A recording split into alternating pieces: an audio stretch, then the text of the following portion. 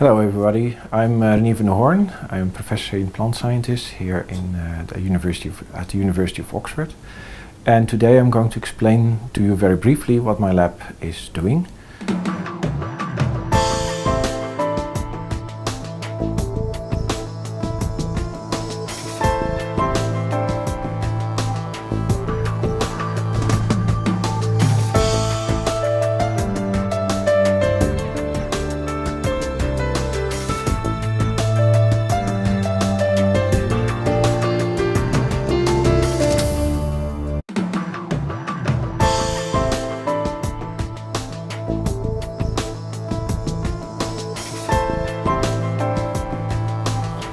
This is a cross-section of a leaf, where you have the upper side of the leaf and the lower side of the leaf. Here you have the parenchyma cells. This is a stomatum, and very often this is an entry point for pathogens. So, for example, fungal pathogens tend to sporulate on the lower side of the leaf, and they can grow inside this leaf and colonize the apoplast. Bacterial pathogens also enter, and they can colonize the apoplast as follows.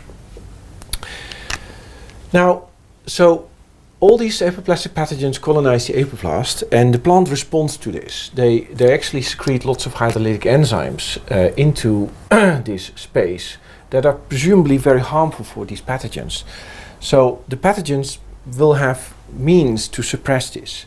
If I just enlarge this a bit, you have, this is the leaf, the cell surface of a plant cell, and it doesn't really matter which pathogens you take, but you have oomycete pathogens, you have fungal pathogens, and you have bacterial pathogens, like this. They all colonize the apoplast, the extracellular space of a plant cell.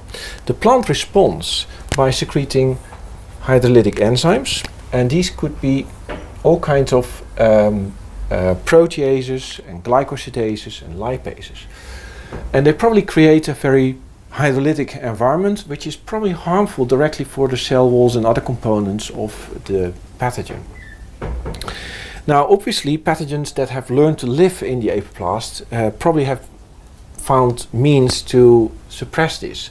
And it appears that all these pathogens that have been drawing here are producing all different kinds of molecules that are unrelated, yet all suppress the activity of these enzymes. So that's an area that for part we have already resolved, but for the vast majority we have not yet identified. This is an area that my lab is investigating.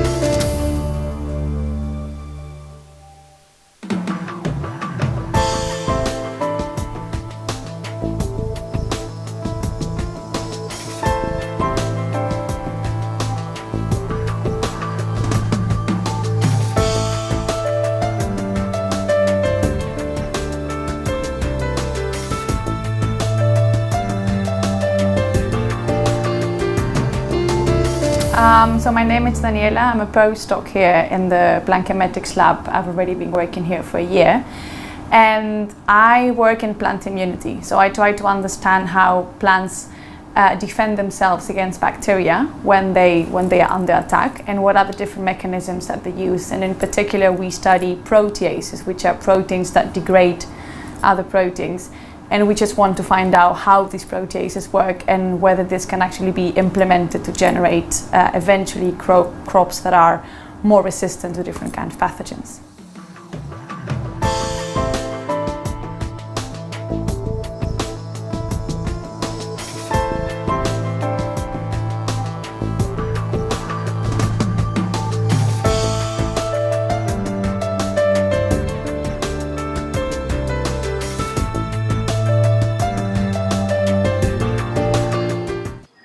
I'm Dr. Ziad Soufi. I'm from Syria. I'm doing my postdoc research here in University of Oxford Department of Plant Sciences. The aim of my project is to investigate the function of LTPs, lipid transfer proteins, in plant immune system against bacterial infection using a model system which consists of model plant, Nextiana pentamiana, and a model pathogen or model microorganism which is Pseudomonas. So in addition to unraveling what happens during infection in the apoplast, we use a particular tool to investigate this. We are able to monitor the activity of enzymes in the apoplast using a quite novel and very elegant technique called activity-based protein profiling. It is based on the labeling of enzymes at their active site using a chemical probe that only labels the active site of enzymes when they are active. The result is a covalent and irreversible labeling, and that allows us to identify these enzymes after purification by mass spectrometry, but also to display these enzymes on a protein gel. Now, over the years, we have introduced dozens of probes to monitor the activities of thousands of different plant proteins. That includes proteases, but also kinases, glycosidases, the proteasome, and lots of other enzymes. And we are also now using probes that basically label the hyperreactive residues because very often those are active site residues and they still report the active state of enzymes. Now, we do this in collaboration with organic chemists that have already produced these probes, but also we design our own probes and we make them ourselves and validate them ourselves. And in many cases, we actually discover something quite unexpected. And these are very interesting chemical biology research questions that we are addressing at the moment.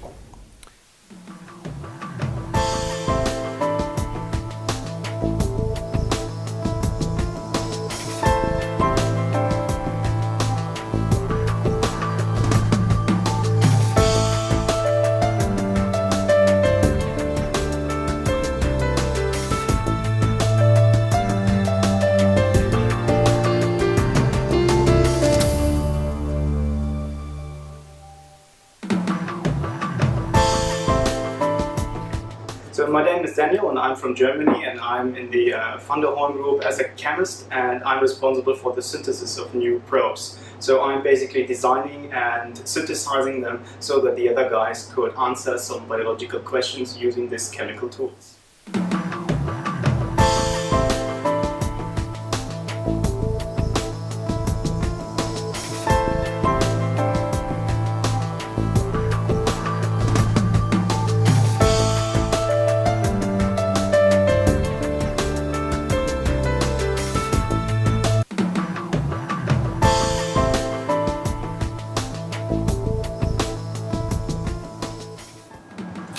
Hi, my name is Amjad and I'm from Kashmir, India.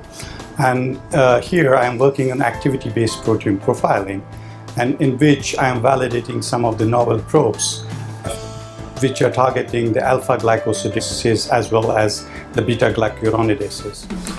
Here I want to show you an experiment in the crop saffron.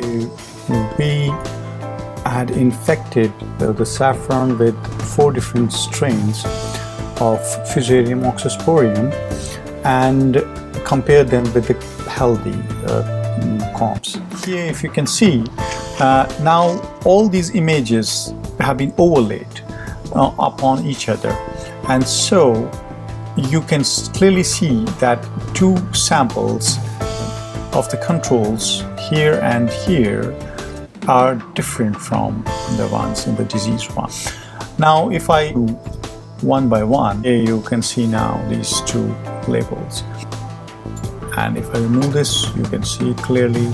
If I can see this and this difference. And if I have this only, you can see the alpha-glycosidases, which are not present here in the control, while as in the infected ones, these could be possibly here. We need to validate all these information using the mass spec analysis or using the mutant approaches or different. I'm Kyoko Morimoto. I'm originally from Japan.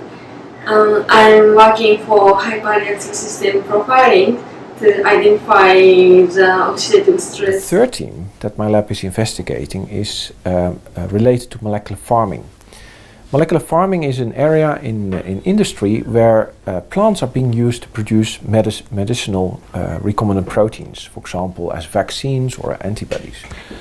For example, ZMAP is an antibody that was produced against Ebola, was produced in plants, and also influenza vaccines are currently made by plant-based production platforms. Now we use agroinfiltration of Nicotiana and Bentamiana as a model system to produce proteins and to study these proteins.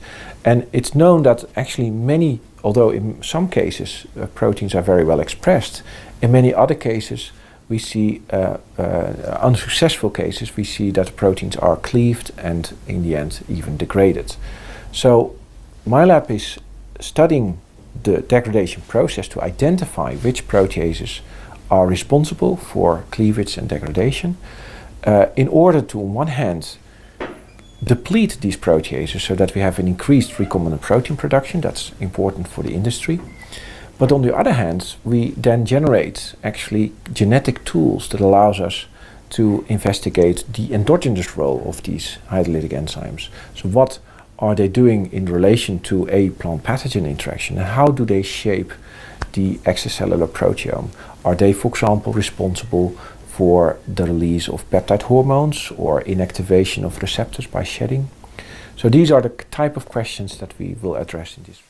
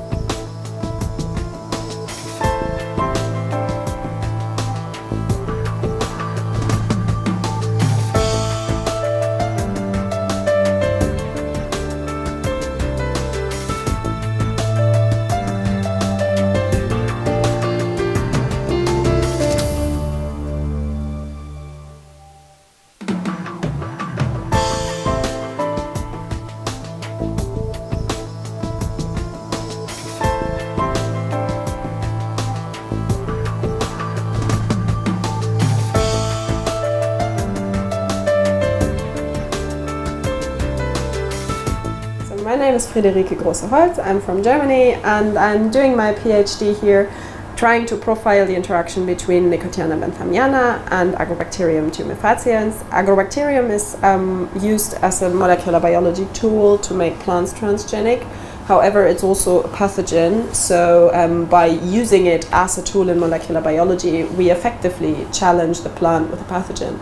And I'm trying to understand better about this interaction, especially what happens when we infiltrate Agrobacterium into Nicotiana benthamiana leaves. And this is important because exactly this technique, infiltrating Agrobacterium into benthamiana leaves, is used in molecular farming. Molecular farming is the production of pharmaceutically valuable products in plants, for instance, recombinant antibodies. And to produce these, we need to make the plants transgenic, so we infiltrate Agrobacterium. However, the immune response that the plant mounts leads to degradation of recombinant proteins.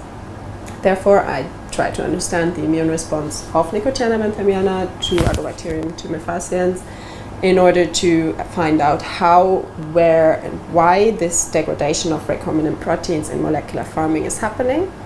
And ultimately, I would like to determine ways to tackle and prevent this degradation. Now, the fourth and last research team in my lab is related to a particular interaction between secreted protease that is produced by tomato and protease inhibitors that are produced by tomato pathogens during infection. It appears that there is a resistance protein called CF2 that is able to recognize the complex of such protease inhibitor interaction.